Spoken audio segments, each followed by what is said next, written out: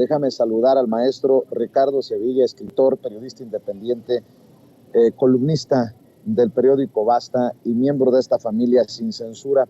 Ricardo, para presentarte, tengo que hacer referencia a pseudoperiodistas, como les llama Toño. Yo les llamaría mercenarios de la pluma, porque, por ejemplo, Raimundo Rivapalacio, a quien tú conoces muy bien, nos has hablado en muchas ocasiones de él. Por cierto, quiero aclarar que los miércoles es cuando nos presenta investigación especial para Sin Censura Ricardo Sevilla, pero le he pedido que hablemos de esta cobertura sobre la visita a Washington del presidente Andrés Manuel López Obrador, quien visitó ayer a su homólogo Joe Biden, y mañana nos presentará la investigación especial. Este personaje, Raimundo Rivapalacio, no estaba en la Casa Blanca. Yo no lo vi en Washington. ¿Y con qué autoridad, con qué credibilidad puede escribir incluso sobre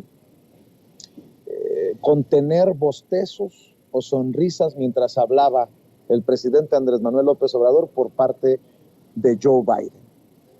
Es por eso que yo destaco la gran oportunidad para el equipo de Sin Censura, para tu servidor, de haber sido acreditado oficialmente como medio independiente, alternativo, digital, para poder desmentir a estos personajes.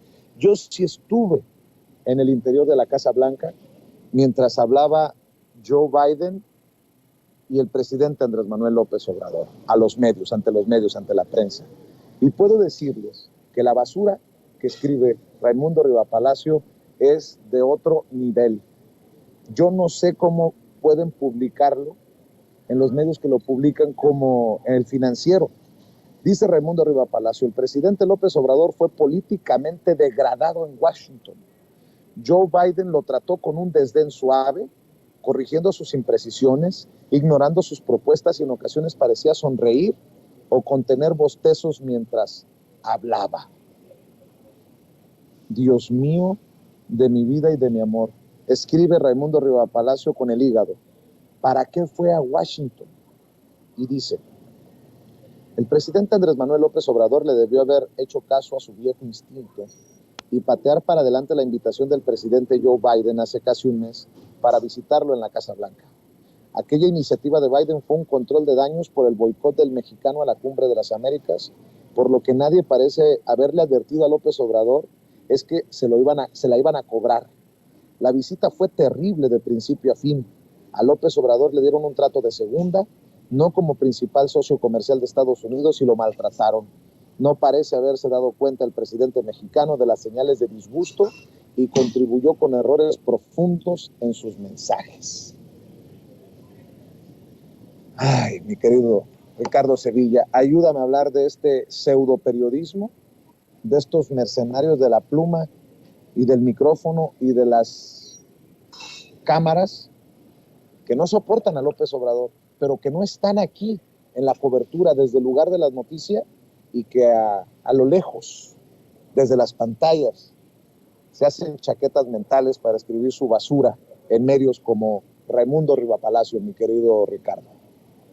Así es, querido Vicente. Primero que nada, saludarte con mucho gusto a ti, a Toño, al público memorioso, y celebrar esta cobertura que estás realizando de manera muy puntual, abanderando a los medios independientes. Hay que celebrarlo. Que haya voces disidentes, también hay que celebrarlo, aunque que haya voces que estén haciendo críticas sin fundamento, me parece una cosa deleznable. Pero ¿con qué autoridad, preguntas, realiza estas inferencias, estas diatribas Raimundo Rivapalacio? Bueno, con la autoridad de que es uno de los cuervos del neoliberalismo. Pero para entenderlo hay que contextualizar, porque ayer, contra lo que hubieran querido los siniestros, los funestos profetas del neoliberalismo, la reunión entre los presidentes de México y de Estados Unidos, donde tú has estado, no fue ningún fracaso, todo lo contrario. El encuentro entre Andrés Manuel López Obrador y Joe Biden ha sido sumamente provechoso, como pudimos ver en los videos difundidos por los medios de comunicación independientes,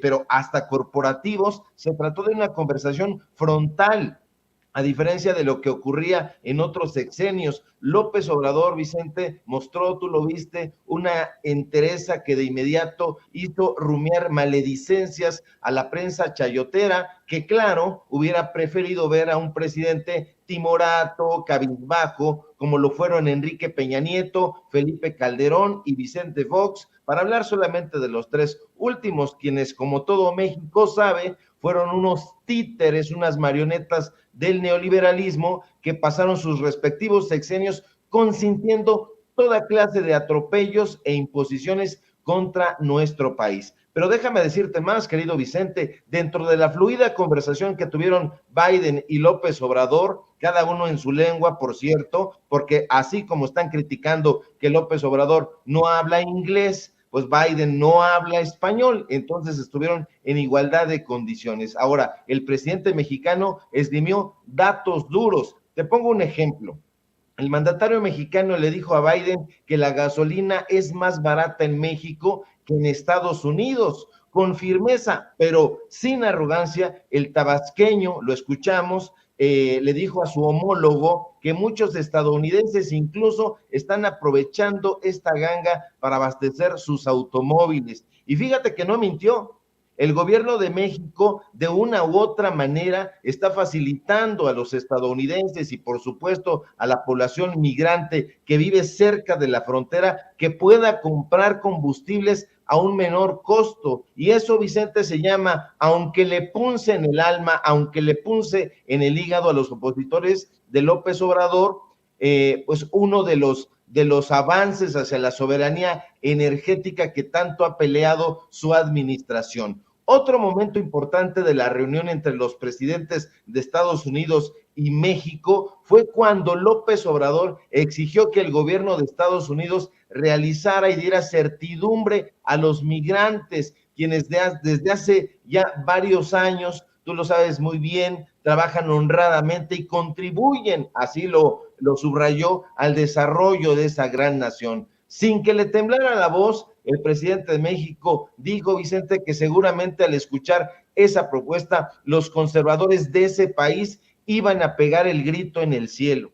Y así fue, pero lamentablemente no solo pegaron el grito en Estados Unidos, también están rechinando los dientes los conservadores aquí en México. También en nuestro país, los cuervos del conservadurismo, Vicente, desde lo más alto de sus cenagales, ya están diciendo que el encuentro entre López Obrador y Biden fue un fracaso.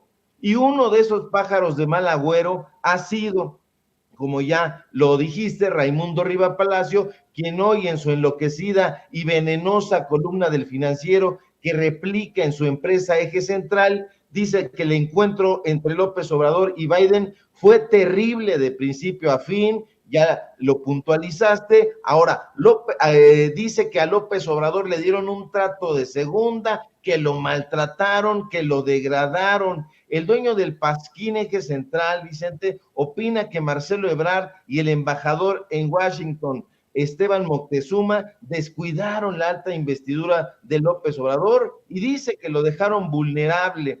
Agrega que al presidente pues se sacó de la manga una monumental ocurrencia, duplicar los inventarios de gasolina en la frontera de México con Estados Unidos para que los estadounidenses se crucen a comprar gasolina. Eso le parece terrible. Ahora, hay que tener mucho cuidado con, pues, alertar, mejor dicho, a la gente sobre quién es Raimundo Riva Palacio. Ya hemos dado cuenta nosotros de quién es este personaje lesivo, ya sabemos perfectamente sobre sus negocios, por eso decíamos en anteriores intervenciones que el resentimiento de este pseudoperiodista ya no es una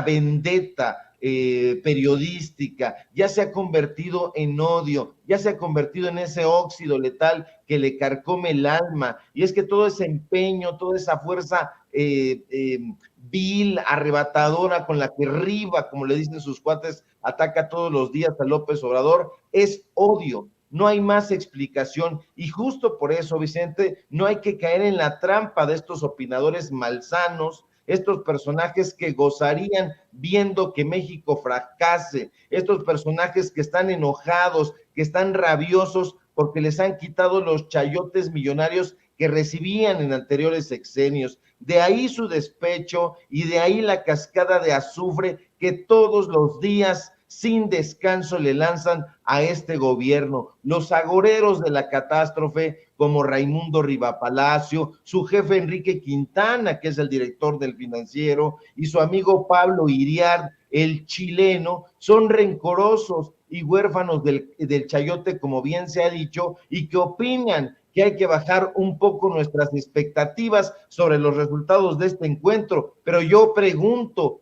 ¿por qué demonios tendríamos que bajar nuestras expectativas? ¿De qué están hablando? ¿No tendríamos que tener entonces esperanzas de que nuestro gobierno y nuestro país avance?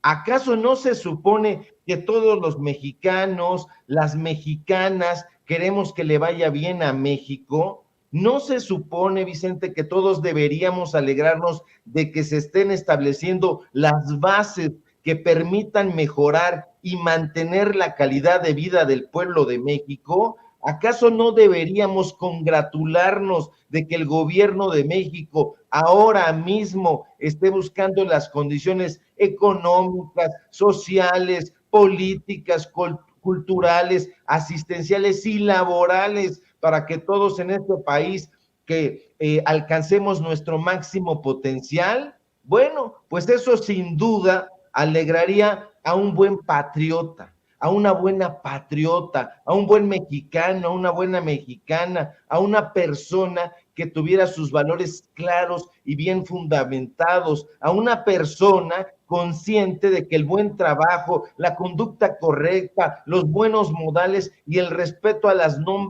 normas y costumbres son las que en conjunto harán prosperar a una nación. Pero eso es lo que menos son los opositores al gobierno de López Obrador, Vicente. Los opositores al actual gobierno federal no solo se oponen a la administración pública que encabeza López Obrador, sino que se oponen al progreso y al avance de México. Denigran al pueblo, desprecian a la gente, atentan contra el bien común de nuestro país. De ahí que sean llamados, y no sin razón, traidores a la patria, porque un traidor a la patria, no hay que olvidarlo nunca, es aquella persona que realiza actos contra la independencia, contra la soberanía o contra la integridad de la nación mexicana. ¿Con qué fin? Con el fin que tienen estos sujetos, con el fin de someterla a personas, a grupos y a gobiernos extranjeros, que es lo que están haciendo. Y yo me pregunto también, ¿son en ese sentido traidores a la patria no solamente los diputados que han votado en contra de las reformas que benefician al pueblo de México? También serán traidores a la patria los periodistas chayoteros que tanto desean que le vaya mal a México. La Constitución Política de México diría que sí, puesto que también son traidores a la patria aquellas personas que sean parte o cooperen de alguna u otra forma pues contra la nación en actos de hostilidad. Y estos sicarios de la pluma, Vicente, no hay duda de que llevan años desde sus medios de comunicación, pero años realizando actos hostiles contra México. Son definitivamente un veneno que hay que contrarrestar informándonos en medios de comunicación independientes como Sin Censura, Los Datos Duros y otros medios de comunicación que están haciendo esfuerzos hercúleos para que se lleve a cabo una revolución de las conciencias, pero también una revolución periodística. Estos, querido Vicente, no son periodistas. Estos personajes son simplemente unos sicarios de la pluma, son ladrones a sueldo que cobran para denigrar o para lavar según sea el monto del chayote. Querido Ricardo, nada más para cerrar, quiero decir que estoy de acuerdo con lo que publica en redes sociales Nacho Rodríguez, el chapucero. Yo creo que pensaron que me iba a arder o no entiendo. No, creo que los que no entienden son muchos que me están mandando mensajes. Dice Nacho Rodríguez, y por cierto, le agradezco que haya hecho un video en relación a la acreditación en la Casa Blanca de Sin Censura. Yo comparto la opinión de Nacho Rodríguez, publicó un tuit hace un rato, esta mañana, por aquí lo veía. Déjenme, por favor, buscarlo.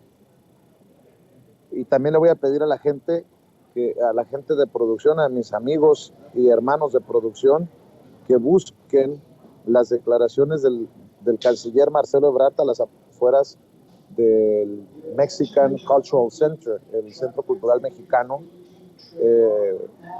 luego del desayuno con los empresarios estadounidenses y mexicanos del presidente Andrés Manuel López Obrador. Pero estoy de acuerdo con lo que publica Nacho Rodríguez, que considera que la mejor cobertura de la gira del presidente Andrés Manuel López Obrador, sin duda, ha sido y por mucho la de Eli TV oficial. La güerita se ha llevado todos los reconocimientos porque siempre está un paso adelante aquí en Washington, y yo estoy de acuerdo, y de hecho publicaba que pues estoy respaldando lo que dice Nacho. De acuerdo, Nacho, siempre con la raza Eli TV oficial, también de reconocerse a Hans, a Jacobo, de Noticiero en Redes, y saludo con mucho respeto a todos los medios independientes, alternativos y digitales. Y sumando a esto, pues mi querido Ricardo, creo que no exageramos cuando decimos que tenemos autoridad moral para desmentir a Raimundo Riva Palacio. Qué cómodo que este recabrón, este hijo de la chingada desde México, en la comodidad de su sillón o de su oficina, escriba esta sarta de estupideces y no tenga la valentía, los pantalones o las ganas de venir a hacer la cobertura en Washington para hablar en plata, ¿no? Porque esto que escribe es mero cobre. Y nada más también para agregar lo que publica el amigo Jorge Armando Rocha, haciendo eco de lo que precisamente tú estás señalando, mi querido Ricardo Sevilla, que me pareció muy importante. Dice, analistas que ante el encuentro AMLO-Biden andan haciendo profundas críticas de lo estético, nada sobre el fondo. Extrañan a Enrique Peña Nieto bien peinadito, saqueando y entregando al país. Mi querido Ricardo, tu comentario para cerrar, por favor. Querido Vicente, a mí me parece, y también coincido en que Eli TV ha hecho una de las coberturas más interesantes, pero creo que son dos situaciones completamente distintas. El periodismo que hacen los medios de comunicación independientes, tiene los periodistas a ras de piso, los analistas, la gente que va, hace entrevistas, que reportea, que toma postales interesantes, pero creo que se trata de sumar. Tengo la impresión de que a veces hay una especie de competencia, de vendetta, y que eso no debería de suceder en los medios de comunicación independientes, puesto que allá en los medios de comunicación corporativos es donde se encuentra la mentira, es donde se encuentra la sevicia, y están trabajando, a pesar de ser unas víboras, en conjunto. Acá me parece que habría que sumar. Yo reconozco el trabajo que se está haciendo en otros medios de comunicación que han tenido la oportunidad de viajar a Washington a hacer esta cobertura, pero creo que decir quién fue mejor, quién fue peor, eso lanzaría un poquito de sal a algunas personas susceptibles, pero en este caso yo celebro que tú hagas ese reconocimiento, y yo haría un llamado a que se sumaran los medios de comunicación. Sería muy interesante, por ejemplo, que se hicieran colaboraciones. Se hacen colaboraciones Latinos, El Universal, Animal Político, etcétera, pero no vemos muy frecuentemente pues estos trabajos en conjunto en los medios de comunicación independientes, más allá de las selfies y más allá de los videos invitando a tal o cual canal. Me parece que sí deberíamos de hacer un esfuerzo adicional por dejar, si las hubiera diferencias, y trabajar en conjunto para que se lleve a cabo de una manera más pronta y más expedita esta revolución de las conciencias que estamos tratando de hacer aquí en medios como Sin Censura. Entonces ahí está el llamado. Y por otro lado, pues no va a parar esta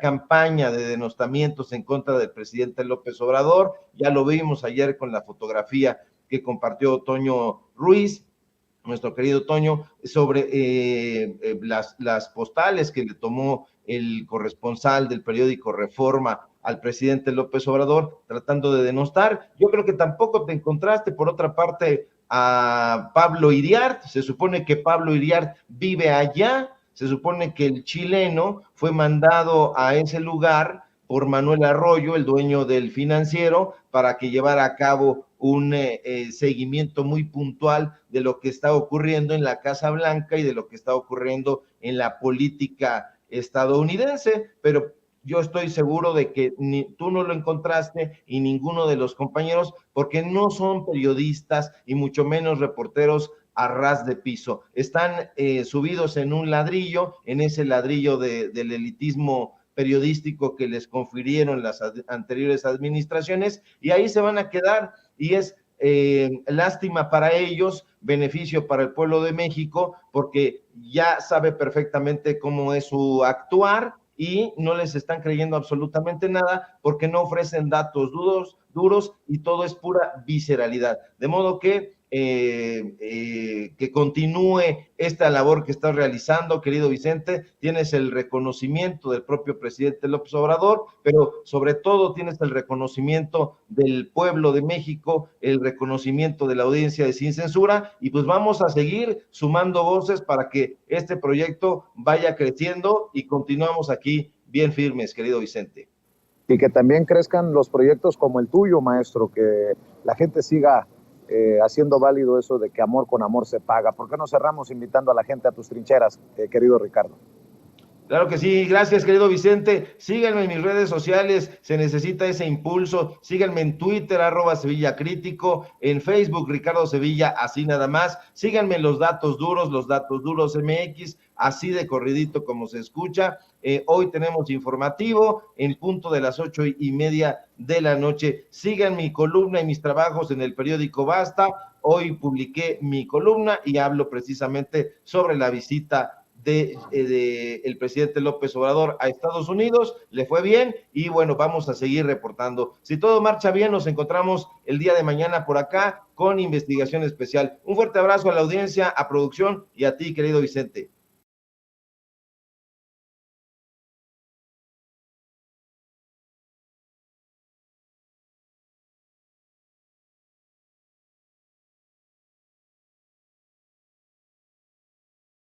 Déjeme platicarlo y le pido a don David que nos grabe para darle la bienvenida a un gran amigo y a un gran periodista y escritor, al queridísimo Francisco Cruz, quien ha develado una serie de verdades a lo largo de su historia periodística, quien ha dado a conocer pues una serie de datos, los ha dado a conocer a los que tienen oídos para oír y a los que tienen ojos para ver, porque ya nos lo ha planteado una y otra vez, cuando se le ha cuestionado como experto él de Felipe Calderón, cuando se le ha cuestionado sobre Felipe Calderón, no se le ha citado en los medios de comunicación tradicionales. Aquí en Sin Censura sí.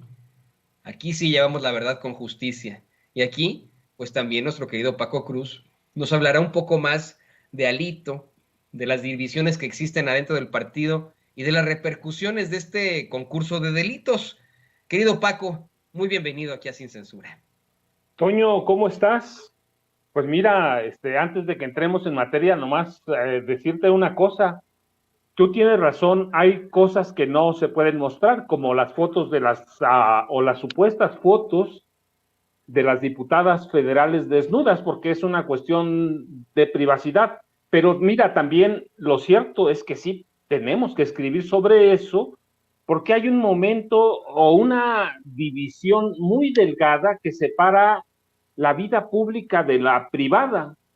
Y cuando cruzas esa línea privada hacia lo público, entonces lo tenemos que dar a conocer. Es decir, tampoco podemos quedarnos callados. Y la foto, yo estoy de acuerdo, pero hay una línea muy delgada que parece que que no afecta, pero afecta todo el accionar público, ¿no? Porque responde a chantajes, responde no a las leyes como fueron creadas, por ejemplo, con los diputados plurinominales, porque ya no sirves ni al partido ni sirves a una ciudadanía, sino que sirves a una persona que te está entregando recursos públicos con un fin determinado.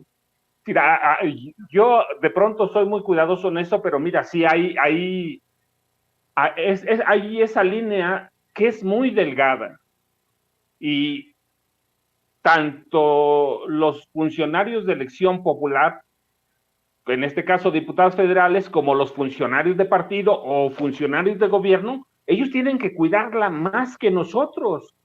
A nosotros nos corresponde escribir sobre eso, si se violan, si se cruzan esas líneas. Y mira, hay elementos de sobra, no solo en los audios, que son un escándalo, sino en el comportamiento de Alito como gobernador, como diputado, como porro de la universidad. Hay elementos de sobra para advertir que es un mafioso históricamente, y que se ha servido de los recursos públicos para beneficio personal y para extorsionar, y de los cargos públicos para extorsionar. Entonces, bueno, esa sería una observación solamente de que ellos son los que deben tener cuidado. Y Alito, además de corrupto, además de mafioso, es un tipo descuidado y torpe. Fíjate, antes de que vayamos al siguiente tema dentro de esto, que muchas fuentes han planteado eso. Es más, sí le pido a don David que nos grabe con esto. Hay fuentes, hay personajes, hay, vamos, personas que plantean que estos audios de Alito Moreno pudieron haber sido del mismo, que pudieron haber sido conversaciones que él mismo pudo haber grabado, en todo caso, imagínate tú, ¿no? Y que pues bueno, a lo mejor lo obtuvieron mediante la nube, debido a algún descuido, pero que él era el que estaba haciéndose las propias grabaciones junto con otros personajes. Esto no sorprendería, mi querido Paco, porque pues tenemos a un mismo Alito Moreno compartiendo el audio que él mismo grabó hablando con el Güero Velasco, ¿no? O sea, ese audio que él acepta que grabó y él acepta que hizo, ¿no? Pues ahí, hablando de situaciones verdaderamente comprometedoras, nada más y nada menos que con el Güero Velasco, con Manuel el Güero Velasco, exgobernador de Chiapas y ahora pues senador de la República. ¿Tú tienes algún tipo de información sobre esto? Sobre si los audios de Alito pudieran haber sido grabados por él mismo. Mira, Toño, yo estoy convencido que él los grabó. Sí, son cínicos, extorsionadores y chantajistas. Yo no tengo una duda, además hay muchos elementos para advertir que ellos eran gobierno. No era Laida Sansores San Román, gobierno en Campeche. Ellos eran gobierno. Alito controlaba el gobierno desde el PRI. Alito pretendía controlar todo y tenían todos los elementos, habían comprado sistemas electrónicos de espionaje y se graban porque son cínicos, porque piensan que son intocables, porque piensan que nunca los van a agarrar o que nunca los vamos a pescar, como dicen en mi casa. Entonces, no, yo estoy convencido que hay muchos elementos para advertir que Alito, que esas grabaciones salen del mismo equipo de Alito, de alguien que está inconforme por un lado y por otro que lo conoce bien. Mira, los priistas lo conocen, saben quién es. La maestra Elvestir Gordillo, que fue secretaria general del PRI con Roberto Madrazo, lo conoce, sabe quién es, sabe dónde está, pero todos, mira, Roberto Madrazo lo conoce de sobra, son de la misma región, no el mismo estado, pero la misma región. Cada uno de ellos lo conoce, sabían a qué se enfrentaban. Lo que nunca imaginaron es que Alito es un operador político incapaz que logró ganar cuestiones en Campeche, puestos de elección popular, incluida la gubernatura, a través del chantaje, a través de la trampa, a través de la extorsión, a través de la compra no disimulada, abierta de votos. y ya en el gobierno de Campeche, pues se dedicaron a robar y a comprar aparatos de espionaje. ¿Por qué? Pues porque tenían aspiraciones de muchos más, ¿no? Los audios son muy claros. Avísame cuánto quieres o ven a verme y acá lo arreglamos. Entonces, es un personaje acostumbrado a moverse en la oscuridad, en el delito y en la impunidad. Y ahora se siente más protegido, pues por su sociedad. ¿Qué es eso? Una, con Claudio X González, y la otra con Lorenzo Córdoba Vianello. Eso es muy abierto.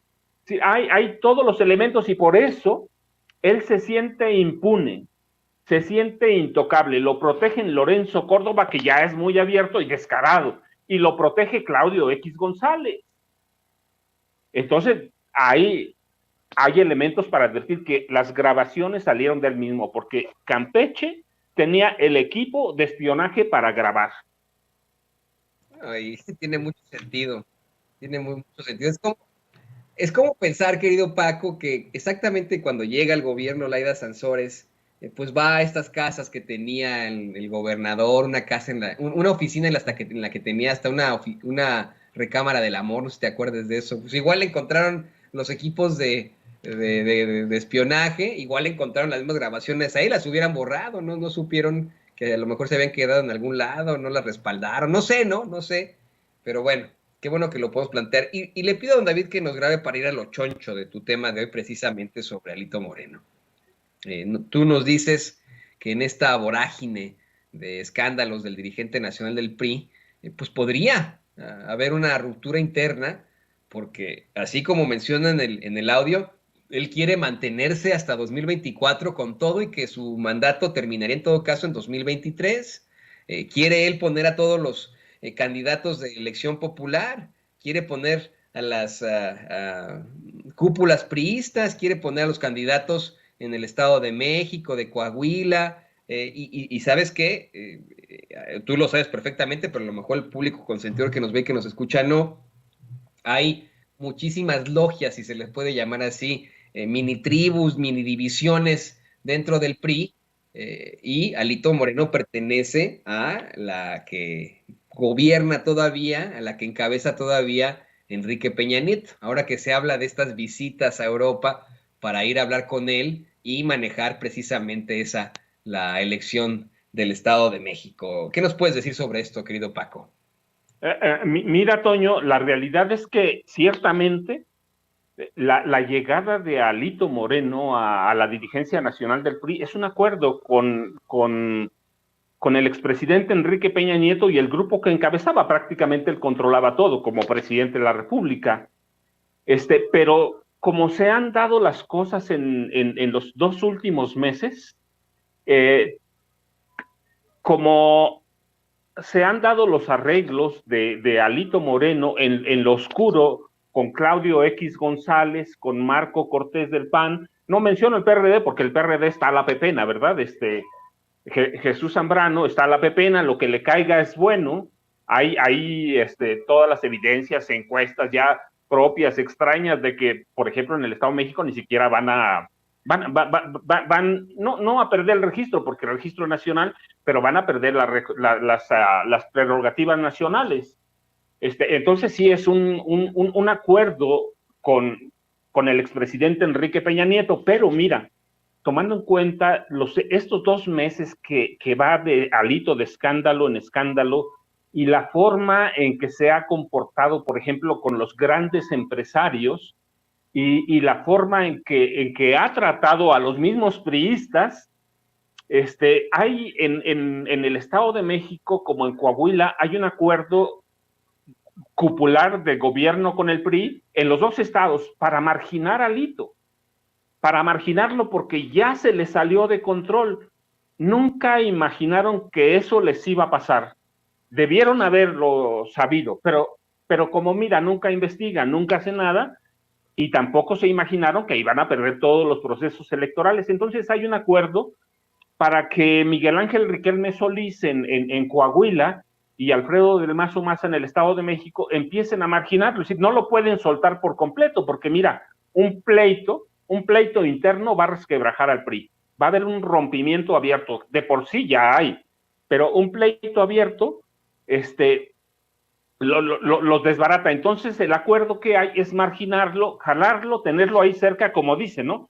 A los amigos cerca, pero a los enemigos todavía más cerca. Alito ahora mismo es un enemigo del PRI, y con tantas historias oscuras que mira, que se alimentan por los audios, que si no se hacen ajustes pronto, ellos lo saben. Por eso han tomado medidas. Literalmente se están apuntando con una pistola a la cabeza, preparando, mira, como dicen los peritos forenses, un tiro mortal por necesidad, o como dicen los japoneses, se están haciendo el harakiri, ¿no? Un ritual que puede comenzar con este proceso electoral y culminará con el 2023 en los comicios de Coahuila y el Estado de México. Mira, no es despreciable. Siempre hablamos de los 12.3 millones de electores que tiene el Estado de México, y que eso lo hacen como la cereza del pastel y de muchos pasteles. Es el estado con más electores, es el estado con más distritos electorales, 40 diputados de mayoría, pero mira, Coahuila no hay que despreciarla, no solo por los 2.7 millones de electores que tienen, no. En Coahuila prácticamente nace la primera dirigencia nacional del PRI, del Partido Nacional Revolucionario, a través del general Manuel Pérez Treviño. Cuando fundan el Partido Nacional Revolucionario, cuando se acuerda en Querétaro, en marzo de 1929, el primer dirigente nacional es el general Manuel Pérez Treviño, coahuilense. Así que un triunfo del PRI en Coahuila, con o sin Alito, marginándolo o no, pero que ya tomaron el acuerdo de marginarlo, un triunfo del PRI en Coahuila sería como un respiro, oxígeno moral. Sería oxígeno moral, así que no hay que despreciar Coahuila y decir, pues son 2.7 millones de electores contra 12.3 millones, no es nada. No, sí es. ¿Por qué? Porque es la moral del PRI, porque allí prácticamente se forman en Querétaro y nace el primer dirigente que los controla, que le da cauce institucional, hasta que viene el 38 con el general Lázaro Cárdenas del Río y cambian al Partido de la Revolución Mexicana, y luego otro general, Manuel Ávila Camacho, los encamina a lo que es el Partido Revolucionario Institucional en 1946. Así que Coahuila es un símbolo, es la verdadera joya de la corona, el triunfo moral del PRI. El Estado de México son los recursos, no hay comparación ninguna. Tiene un presupuesto superior a 350 mil millones de pesos anuales. Paco, así que te interrumpo te escucho, Toño. Permíteme interrumpirte rápido para que vayamos ahora al tema de dividirlo también con el tema del Estado de México, ahora que planteabas la gran importancia de Coahuila, Coahuila que también es un estado fronterizo sumamente importante, que sería terrible para el PRI perder. Pero antes de eso, se está conectando en estos momentos con nosotros Vicente Serrano. Permíteme interrumpirte en esto para ir con él directamente hasta Washington, D.C. Le pido a don David que nos grábenos, don David, para enlazarnos con Vicente Serrano hasta donde se encuentra ahí en Washington, D.C. Vicente, estamos en estos momentos con nuestro queridísimo Francisco Cruz, nos está dando una serie de datos extremadamente fuertes, duros, sobre Alito Moreno y cómo lo quieren marginar en el Partido Revolucionario Institucional. Te saludamos. Gracias, mi querido Toño, gracias al querido Paco Cruz. Definitivamente el caso de Alito Moreno es un caso emblemático. Fue hace 2 días que me invitó Luisa Cantú a su espacio en Canal 14 y analizábamos precisamente junto a Monero Rapé y a... ahorita me voy a acordar el nombre de la compañera, le ofrezco una disculpa, Daniela Pastrana, perdón. Este PRI, en momentos en que se habla de la muerte de Luis Echeverría, en momentos que se habla de una investigación contra Peña Nieto y en este momento histórico que también involucra a Alito Moreno.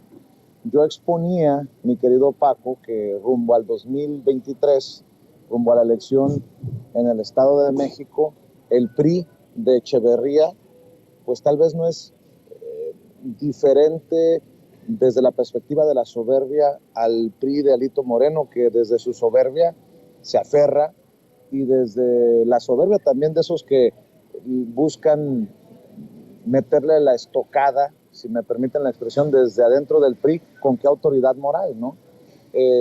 Analizábamos cómo el que termina defendiendo a Enrique Peña Nieto es precisamente Alito Moreno, de ese tamaño, y tal vez, y creo que lo mencionaba Daniela Pastrana y lo dejo sobre la mesa para seguir con el análisis, desde el Aeropuerto Internacional Reagan, desde donde tengo la oportunidad de conectarme antes de salir a nuestro país de regreso, el PRI va del temor que infundió Luis Echeverría a la corrupción que imperó con Enrique Peña Nieto, a esto de Alito que ya es un circo, nada más le falta que se ponga la nariz roja, los zapatos de payaso y la peluca, porque es un circo, el PRI haciendo un PRI, mi querido Paco Cruz, mi querido Toño.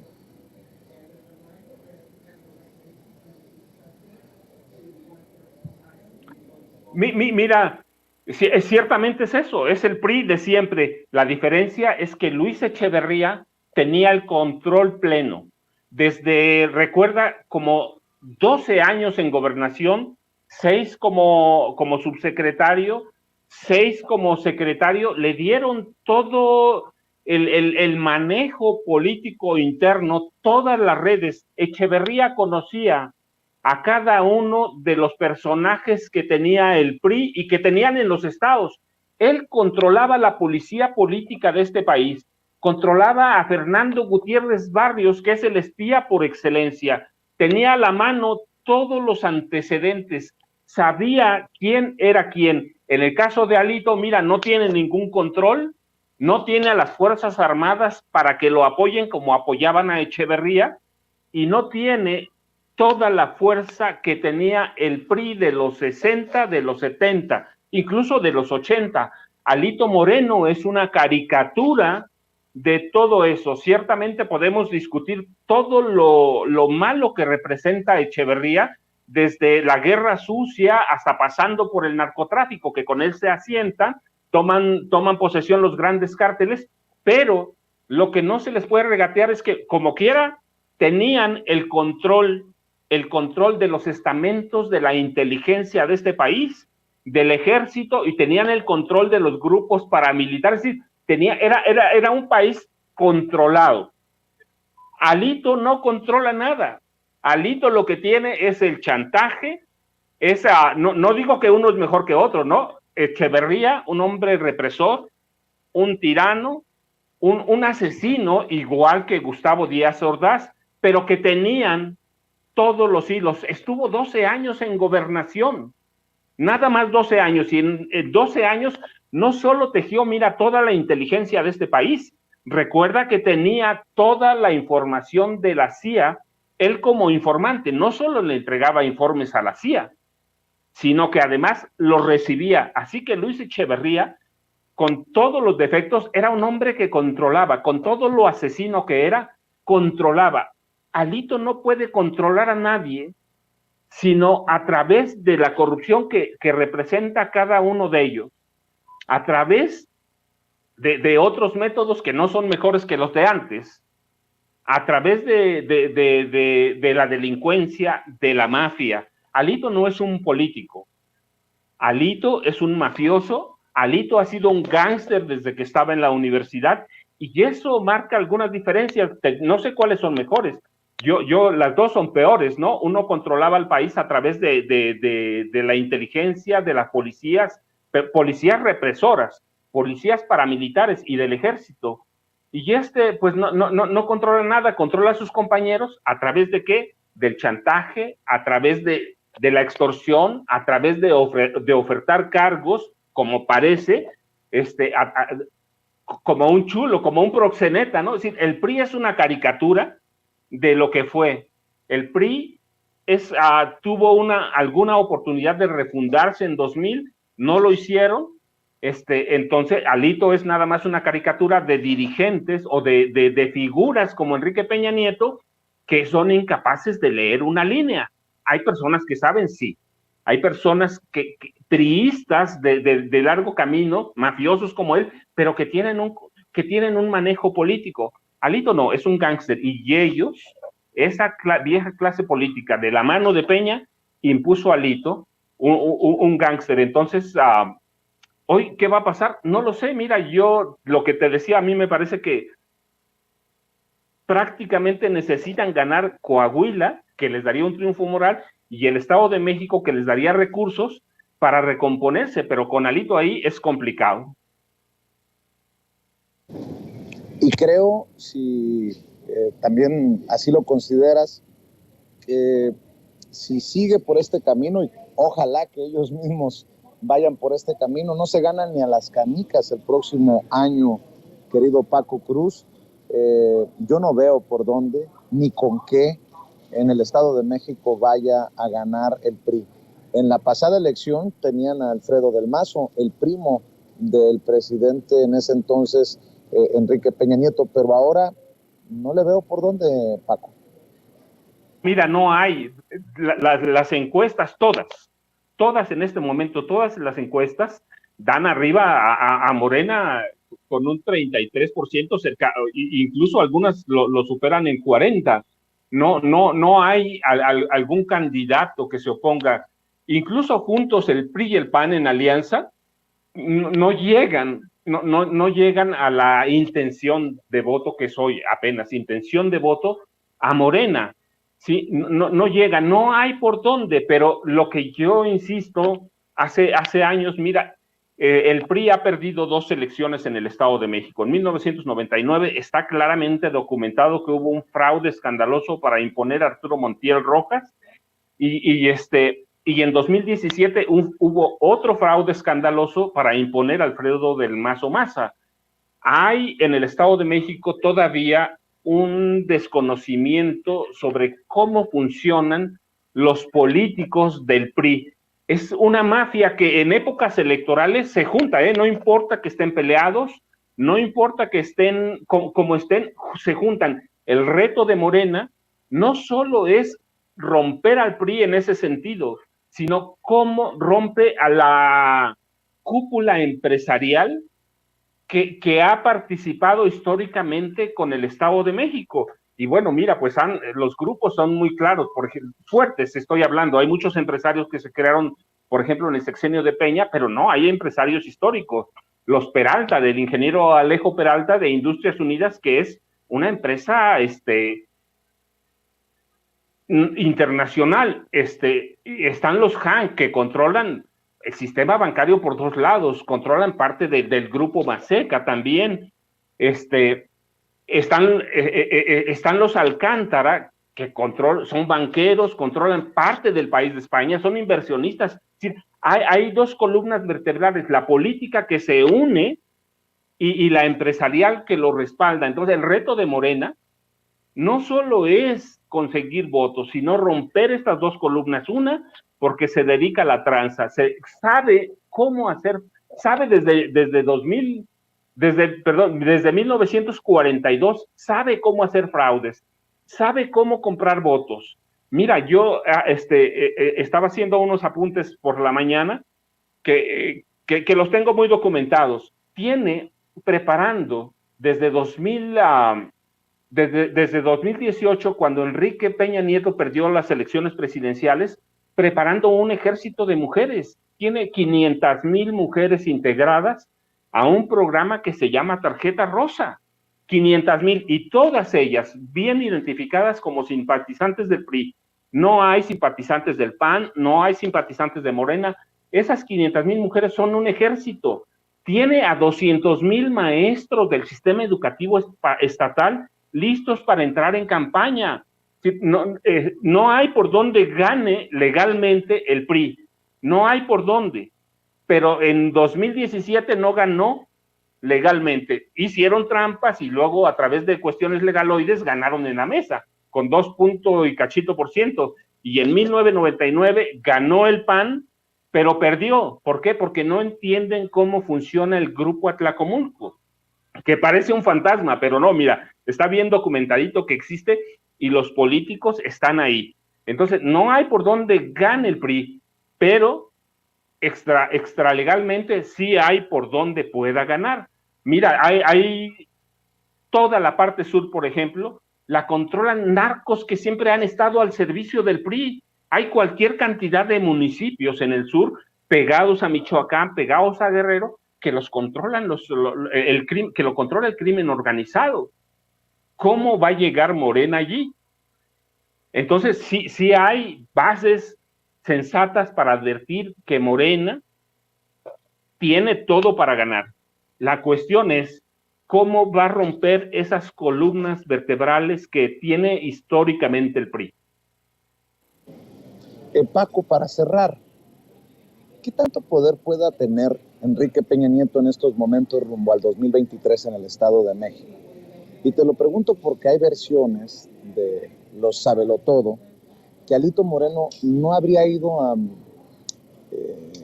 a denunciar internacionalmente a Andrés Manuel López Obrador, sino que su viaje a Europa fue para reunirse con Salinas de Gortari y con Peña Nieto, a quien ha defendido públicamente. Pero también hay medios como Sin embargo MX que hablan del expresidente priista y ahora principal aspirante del PAN a la gubernatura del Estado de México, que habría ido a reunirse con Enrique Peña Nieto. Estoy hablando del hoy panista, ayer priista, Enrique Vargas del Villar, que tuvieron un encuentro en Madrid, y así lo confirmaría Marco Cortés, el presidente nacional del PAN. ¿Sería para buscar su bendición o ante qué estamos, Paco?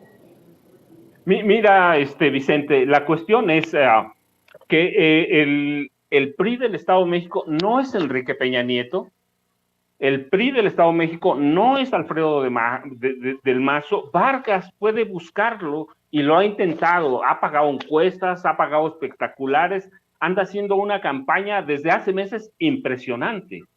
La cuestión es que el Grupo Atlacomulco es una cofradía de políticos. Y la pregunta es, ¿están dispuestos ellos a soltarle al PAN y mantenerse como grupo? No, mira, en el momento que ellos suelten la candidatura del PRI, ese momento están condenados a la desaparición. Es una cofradía, no solo es política, yo te decía, tiene una columna vertebral que es la política, y hay exgobernadores vivos, están Emilio Choiset Chemor, por más quemados que estén o marginados que los tengan en este momento, tienen grupo, tienen un arsenal político. Está Erubiel Ávila Villegas, está Arturo Montiel Rojas, que mira, es muy importante, no se le ha mencionado, ha aparecido en los 2 últimos meses, pero hay que tenerlo en cuenta por una razón. Él conoce todas las primeras tranzas de Enrique Peña Nieto y él tiene intereses en el PRI. Se le ha visto acompañado y fotografiado. Mira, han pagado fotografías ellos con la diputada federal Ana Lilia Herrera Ansaldo. Se les ha visto juntos, se ha promocionado. No es una casualidad la aparición de Arturo Montiel Rojas. Y Arturo Montiel Rojas, como lo quieran ver, es el padre político, padre putativo político de Enrique Peña Nieto. No solo es su sobrino. Él lo formó, él lo hizo, él le dio a ganar sus primeros millones de dólares, claramente, del gobierno del Estado de México. Él lo fue subiendo y él lo hizo candidato presidencial. Él hizo los arreglos con Televisa, él hizo los arreglos con todos los grupos políticos priistas. Arturo Montiel es una pieza fundamental. Así que antes de consultar a Enrique Peña Nieto, también tienen que consultar a Montiel. Sí, el PAN está buscando quedarse con la candidatura a través de la alianza Va por México. La cuestión es si el Grupo Atlacomulco en pleno va a ceder lo que significaría su desaparición por necesidad, como dicen los peritos forenses. Pues estemos al pendiente, querido Paco Cruz. Te mando un abrazo desde Washington, D.C. ¿Con qué te gustaría cerrar? Y por favor, compártenos también tus redes sociales. Vicente, pues ya sabes, mira, primero, sí, el Estado de México es fundamental.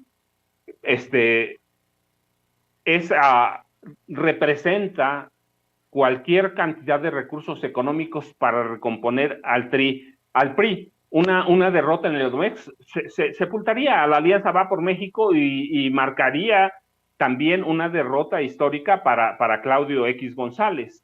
Sí, y lo sepultaría y lo pondría en la mira de empresarios que ellos han puesto ahí: Carlos Slim, Germán Larrea Mota Velázquez, María Asunción Aramburu Zavala, un grupo de empresarios que ya lo tiene ahí directo.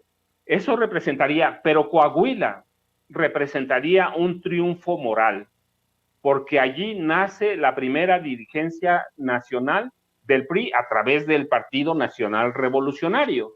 Así que uno es importante por la lana, uno es importante por los recursos que tiene, pero el otro es importante para los priistas, ¿no? Que no para Alito, porque hay el acuerdo ya de marginarlo, sino para los priistas que están convencidos que su partido todavía tiene futuro. Me parece que ya está muerto. Alito es un zombie, un muerto viviente, lo dicen en mi casa. Está viviendo solo del chantaje, pero algunos priistas están convencidos que tienen todavía, mientras conserven algunos estados, se pueden recomponer. Yo, Vicente, ya sabes, muchas gracias. @Paco Cruz Jiménez en Twitter, Francisco Cruz Jiménez en Facebook, y un abrazo hasta Washington, un abrazo a todos por allá. Gracias, mi querido Paco Cruz, maestro Paco Cruz, hablando con nosotros sin censura. Te mando un abrazo desde el aeropuerto Reagan, aquí en Washington, D.C.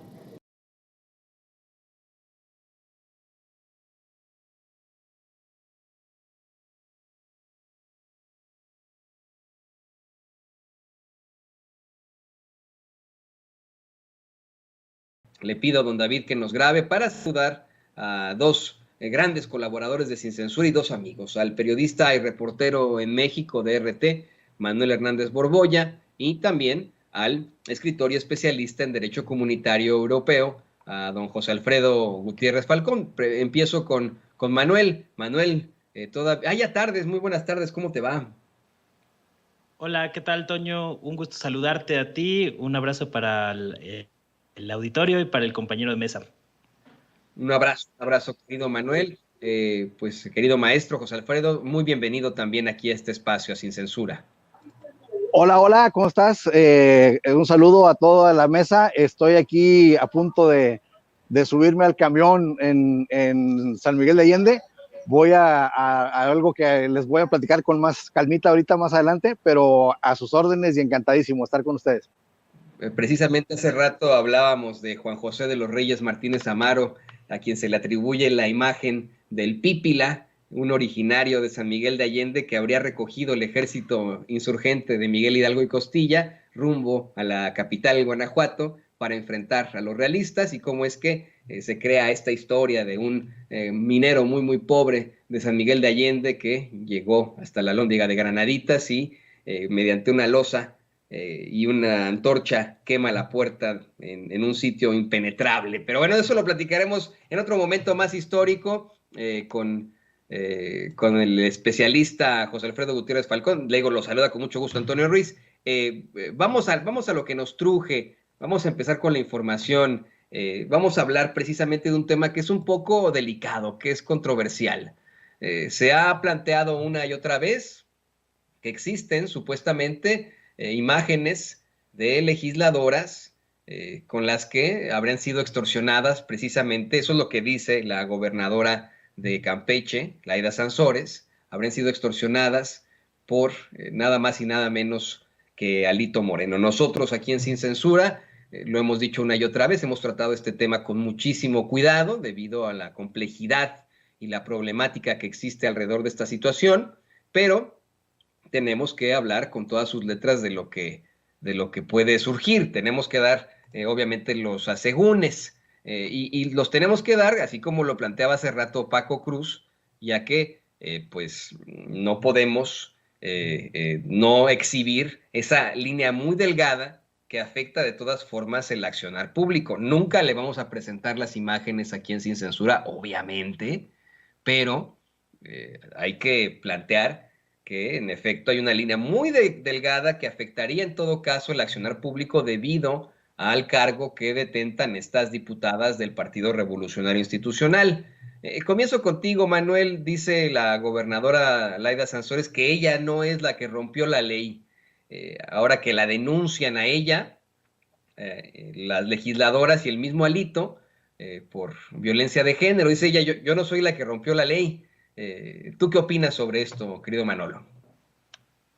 Pues está complicadito en términos legales ese asunto, ¿no? Es decir, Laida Sansores no publicó las imágenes, simplemente hizo un comentario de que como lanzando la advertencia de que muchas legisladoras del PRI se tenían que quedar porque había varias fotos de ellas desnudas en posesión de Alito Moreno, dando a entender que el líder del PRI tenía en su poder estas fotos.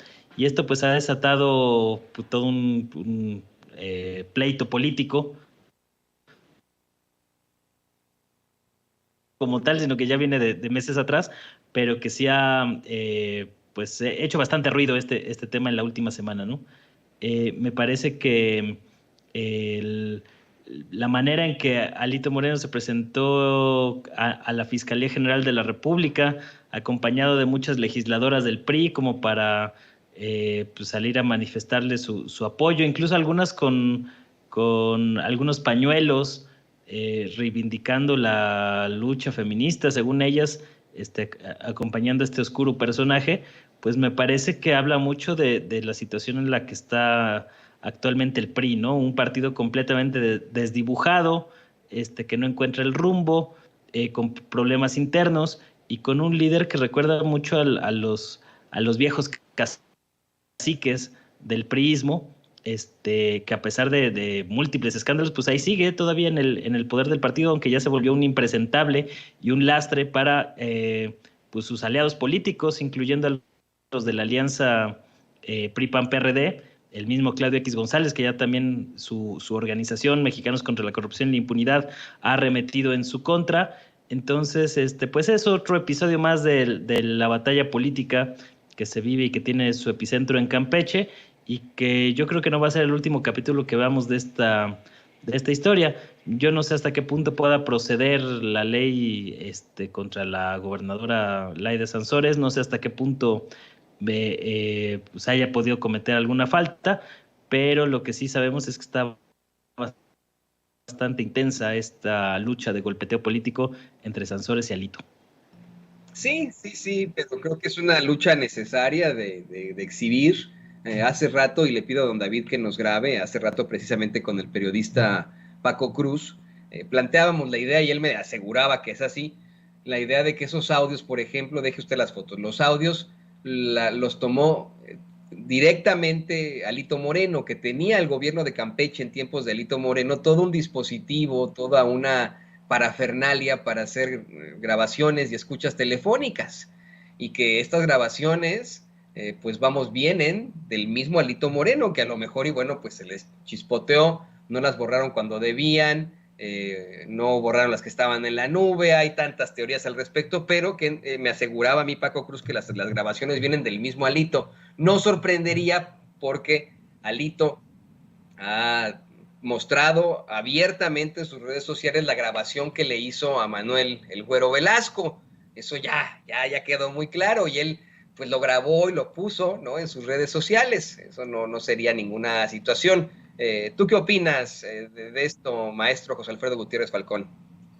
Pues bueno, en cuanto a la responsabilidad o a la probable responsabilidad de la gobernadora Laida Sansores, creo que no hay tal, porque ella no ha mostrado el contenido, suponiendo que ya ella lo vio, pues a ella se lo envían, y yo siento que por recibir, pues se recibe de manera fortuita, ¿no? Se puede recibir un mensaje de WhatsApp, se puede recibir un correo electrónico, y pues no es delito recibirlo, pues, el delito es el que a lo mejor lo está enviando, pero no no quien lo está recibiendo. Y si no lo expone, pues bueno, yo siento que la gobernadora Laida Sansores está muy bien asesorada, y sí se está moviendo con un hilo muy delgado, pero dentro de la legalidad, diciendo que pues bueno, que tengan cuidado estas diputadas, porque pues bueno, hay ese tipo de contenido, pero yo siento que mientras ella no exhiba, mientras ella no exponga, entonces no tiene nada de qué preocuparse. Esa es mi mi opinión personal, que creo que así es. Ahora, yo creo que el tema importante es si esas fotografías fueron condición sine qua non para que las mujeres diputadas llegaran a ocupar ese cargo. Ahí sí nos importa, porque ya es materia pública. Cada quien puede enviar lo que quiera por medio de sus redes sociales, puede compartir fotos de las que quiera, siempre y cuando esté en un ámbito privado, pues es un uso de cada quien. Pero si eso influye en la determinación para que alguien ocupe un cargo de esa naturaleza, pues ahí sí nos importa, ¿no? Porque entonces podríamos llegar a pensar que se les tiene bajo control, por decirlo de alguna manera, por el hecho de tener este tipo de contenido de ellas que no quieren que salga a la luz, y entonces podríamos suponer que podría haber un chantaje para que ellas votaran en tal o cual sentido, con tal de que no se revelaran esos contenidos. Entonces, ahí es donde hay una línea muy delgada entre lo público y lo privado, que es lo que tenemos que es lo que debe entrar a debate, ¿no? Y yo siento que, pues, el primero que tiene que explicar esto, pues, es Alito, y puede decir, es que me hackearon. Bueno, pues sí te hackearon, puede ser que te hayan hackeado, pero en el fondo, o sea, el hackeo es la forma, pero en el fondo explícanos por qué están esas grabaciones, por qué ese contenido, y si ese contenido tuvo que ver con pues con la llegada a una curul de alguna de estas personas. Entonces, ahí es donde tenemos que estar atentos, y pues bueno, con todo respeto a quien no sabemos si sea verdad, si sea mentira, si existan o no existan. Estamos hablando de suposiciones hasta el momento, querido Toño.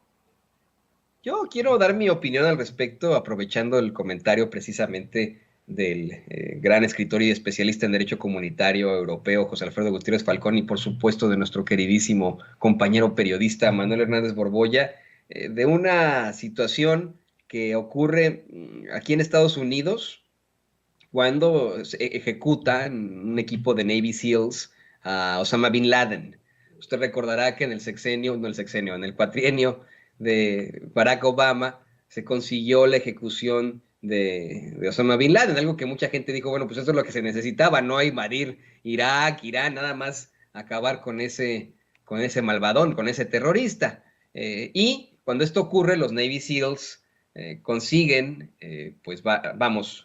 grabar todo el hecho, lo transmiten de hecho en vivo, esto lo transmiten en vivo a la Casa Blanca, solo lo ve el gabinete de seguridad del presidente Barack Obama. Hay una foto en la que el actual presidente Biden está incluso rezando el rosario, mientras, imagínense, ¿no? La calidad bélica absoluta de los Estados Unidos, pero rezando el rosario mientras ocurre esta situación. Y hay imágenes de la ejecución de Osama Bin Laden, de la extracción del cadáver, y después hubo imágenes del cadáver de Osama Bin Laden, el cual fue enterrado en el mar de inmediato, en una ceremonia muy, muy sencilla, en la que no asistieron más que muy poquitos familiares, pero para evitar que hubiera algún tipo de idolatría hacia ese terrorista. Esas imágenes que se obtuvieron nunca fueron divulgadas a la prensa. No conozco yo a un periodista aquí en los Estados Unidos que me diga, no, sí, yo las vi, güey. No, de verdad, las obtuvieron los políticos para que pudieran dar fe al respecto por tratarse de servidores públicos. Las obtuvieron senadores y congresistas de los Estados Unidos para dar fe de que en efecto, pues ese era el cadáver, por ejemplo, de Osama Bin Laden. Imagino que ya en algún momento se podrán filtrar y vayas a saber, pero eso lo vieron ellos. El hecho de haber visto las imágenes de Osama Bin Laden en ningún momento constituyó algún tipo de delito. El hecho de que una funcionaria pública, llámese gobernadora de Campeche, haya visto de alguna u otra forma esas imágenes y estas, determinen en todo caso la constitución de algún delito, no tendría que significar, en estricto sentido, que ella incurre en algún tipo de delitos. Nosotros los periodistas, y está en el Código Penal Federal, consagrado, los que tenemos cédula profesional activa, podemos en algún momento entrevistar, por ejemplo, a algún miembro del crimen organizado y la autoridad no tendría que investigarnos a nosotros por hacer eso, debido a que el giro de nuestro trabajo es cuestionar precisamente este tipo de personajes. Eso está ahí, por eso es que hubo una controversia impresionante cuando se reúne Kate del Castillo con uno de los principales líderes de la droga en aquel entonces, porque pues ella no era periodista. Pero esa es la realidad. Cada quien, mediante sus oficios o profesiones, podría hacer algún tipo de planteamiento al respecto. Creo que eso es lo que hizo la gobernadora Laida Sansores. Ella, como gobernadora, por supuesto que tenía que ver y denunciar este tipo de cosas. Yo no estoy interesado en ver esas fotos, pero sí estoy interesado en que paguen los responsables de algún tipo de extorsión y que se le retire del cargo a una persona si lo obtuvo mediante una situación, pues vamos, ilegal, ¿no? Eso no podría ser. Pero bueno, compañeros, ¿qué les parece si vamos al segundo tema de la agenda? Es un programa un poco más corto debido a la complejidad a la que nos hemos enfrentado. Ustedes dos tienen muchísimo, le pido a don David que nos grabe, obviamente, tienen muchísimo conocimiento sobre lo que les voy a plantear. Hoy el presidente López Obrador tuvo un desayuno con empresarios mexicanos y estadounidenses en el centro mexicano, ¿cómo se llama? Centro Cultural Mexicano de Washington, D.C., un edificio hermoso. Esto ocurre mientras ya el presidente Biden está en el Medio Oriente, toca base en Israel, y mientras el Departamento de Estadística aquí en los Estados Unidos plantea que una vez más Estados Unidos se sume en una inflación terrible, en una inflación que pasa los 9 puntos y que, pues vamos, es la peor otra vez en más de 40 años. ¿Tus impresiones sobre esto, Manuel? Sí, pues a mí todavía no me queda muy claro en qué va a consistir este proyecto para aumentar la inversión en términos industriales en la región de Norteamérica. No me queda claro si los está invitando a invertir en Estados Unidos, en el territorio mexicano, o cómo funcionaría este asunto. Era uno de los 5 puntos que planteó ayer en la reunión con Joe Biden, y que de alguna manera pasaron ahí un poco desapercibidas. Me parece que Biden no tuvo no puso mucha atención a los planteamientos de López Obrador, que el viaje, como yo lo entiendo, a Estados Unidos, pues tenía que ver con una jugada del presidente mexicano de tratar de construir un plan conjunto precisamente para erradicar o mitigar la inflación lo más que se pudiera. De hecho, de los 5 planteamientos, pues 4 iban en sentido de materia económica, 2 sobre temas energéticos, 2 sobre temas comerciales, y el tema migratorio pues quedó ahí casi que por no dejar, ¿no? O al menos yo así lo percibí un poco con este planteamiento de las visas de trabajo para los trabajadores mexicanos y centroamericanos. Y de alguna manera, pues lo de Biden no tuvo mucha... no vimos que tuviera mucha receptividad a lo que estaba planteando López Obrador sobre este punto. Me parece que es un intento interesante por parte de López Obrador de plantear un plan conjunto entre México y Estados Unidos para reducir las importaciones desde China, que fue el cuarto punto, si no mal recuerdo, de la agenda. Y el tercero, pues, era quitar aranceles a varias mercancías, principalmente alimentos, para disminuir los costos de la canasta básica en ambos lados de la frontera, precisamente para combatir estos altos niveles de inflación, que en México, según el último reporte, estaba en 7.99, es decir, prácticamente 8%, y hoy en Estados Unidos, que se preveía que iba a ser de más o menos 8.8%, y resulta que es de 9.1% la inflación en el último mes registrada en Estados Unidos. Entonces, pues es un tema que sigue creciendo conforme pasan los meses. Estamos viendo el acumulado no solo de los efectos económicos de la pandemia, sino también del conflicto bélico en Ucrania, que paradójicamente pues ha sido alentado por las potencias de la OTAN, que que siguen ahí enviando armas a Ucrania para alargar el conflicto lo más posible antes que apostar por una solución diplomática. Y pues el mundo está pagando los efectos de esta crisis inflacionaria.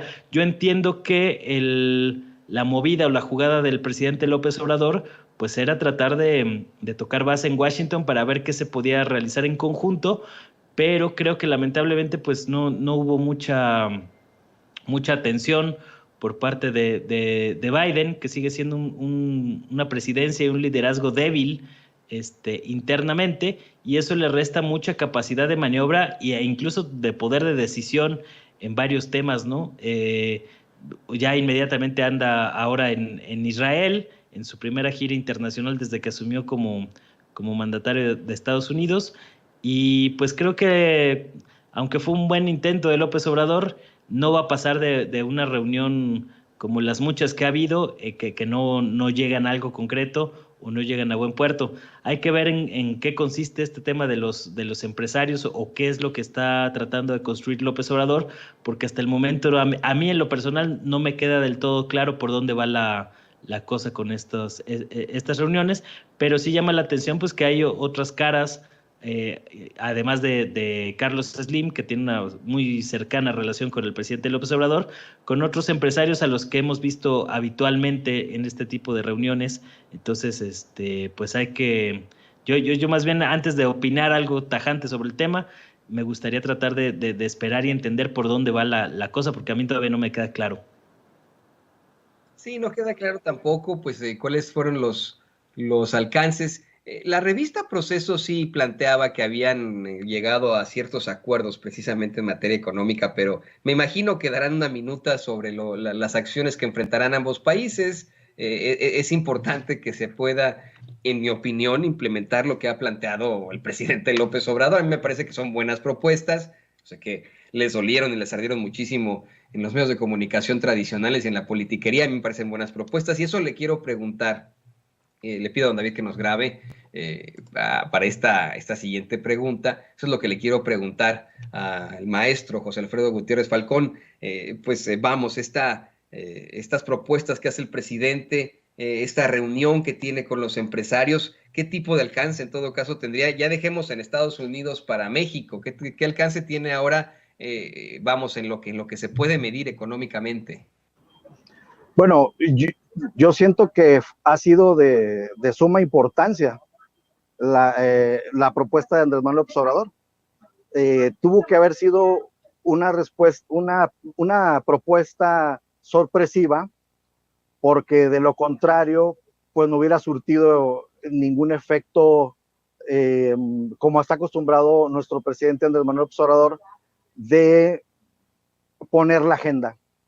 Entonces, en ese momento tenemos que recordar que el ideal de Andrés Manuel López Obrador es la Unión Europea con respecto a la Unión de toda América.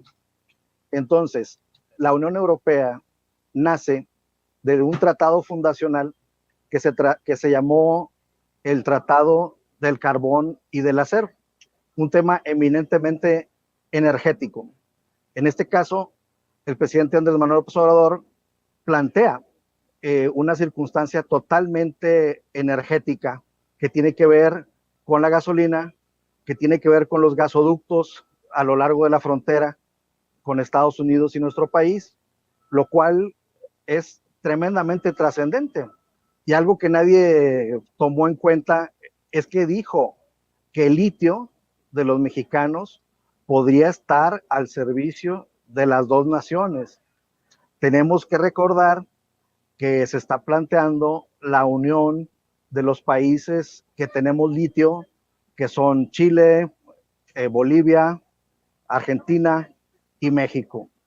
Dicho esto, hay una línea, hay un propósito de unión continental en donde podemos estar unidos por esos gasoductos, por la gasolina, que dicho sea de paso, la gasolina, dijo Andrés Manuel López Obrador, que es gracias a la autorización que Biden dio para que se pudiera vender Deer Park a Pemex.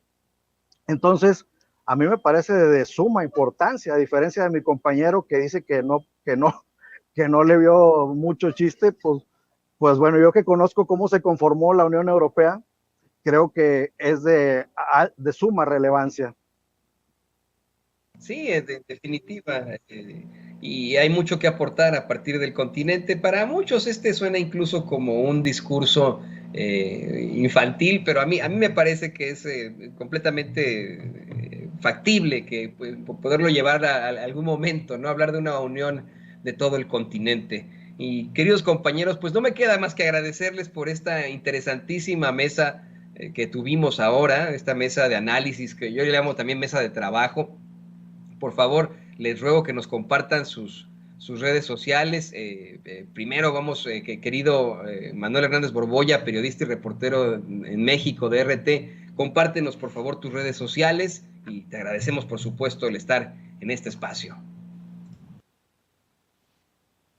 Muchas gracias, Toño. Pues pueden ahí seguirme la pista en el canal de YouTube, en Manuel Hernández Borbolla, con mi nombre completo. Igual estoy en Facebook, Manuel Hernández Borbolla, periodista, en Twitter, @Manuel H. Borbolla, donde estoy ahí de tiempo completo dando seguimiento a los temas que van saliendo y me van llamando la atención.